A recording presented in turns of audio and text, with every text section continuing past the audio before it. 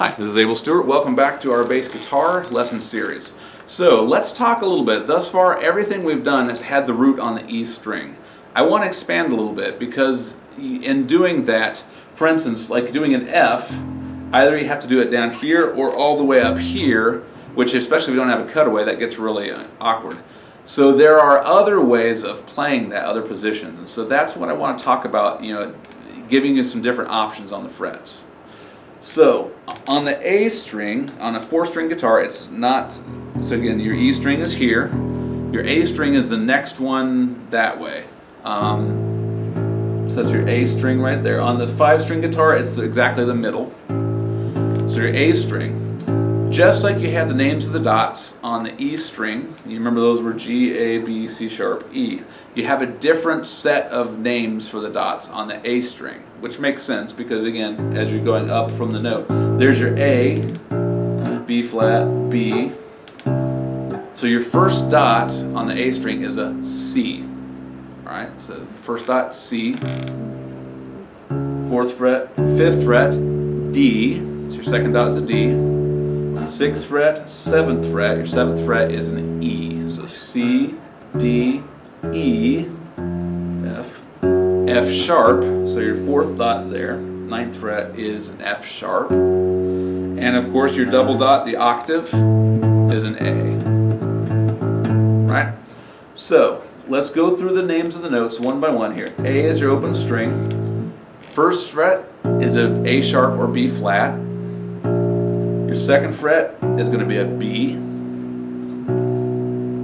There's no middle note in between B and C, so that next one's going to be a C. Next one, C sharp or D flat. D, D sharp or E flat.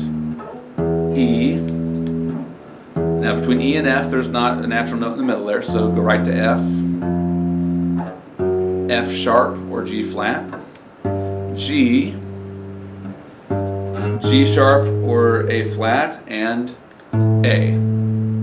Now you'll notice I have a G here, I also have a G here.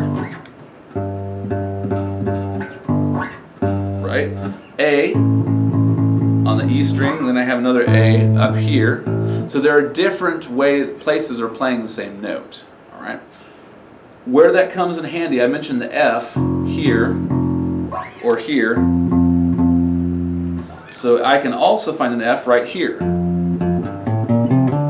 Right in the middle of the neck, very comfortable position. And so suddenly that opens up a really much better spot for playing the F scale. So let's talk about the A-shaped scale. Not really hard. So if you start with your middle finger on the A string, your first octave, the first 8 notes, are going to be exactly the same. So index, middle, pinky, index, middle, pinky, index, ring, pinky. You don't have any more to go from there. But that octave is exactly the same of what you learned on the E string.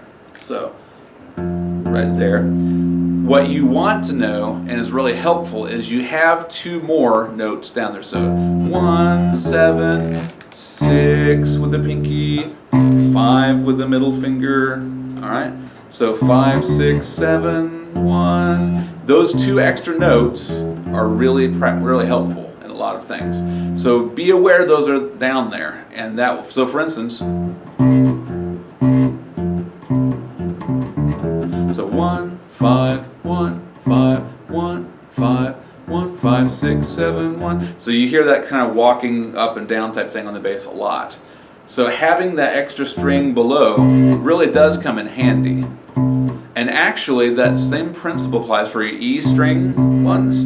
You actually, on a 5-string, have a couple of those, that same principle applies. You can use those 2 extra notes down below on the B string as well, which is one advantage of a 5-string bass, is it gives those extra notes available. So that is your A scale, A-shaped scale.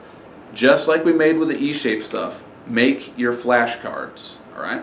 And so I would recommend, for all 11 notes, make a A-shaped flashcard for each of those, and just like you drilled yourself, hopefully, on the E-shaped ones with the flashcards, do the same thing with the A-shape. So that you should have a total now of 22 different cards, I think that's right. and practice drilling yourself, and then play the scale in each of those based on the flashcard that comes up. All right. So let's walk through a couple just to make sure you know, you have a good sense of what's going on. So again, let's do. We did our F already, so let's start with there. So again, it's the 1, 2, 3, 4, 5, 6, 7, 8th fret, or if you remember your names, C, D, E, F sharp. Between E and F sharp is your F right there.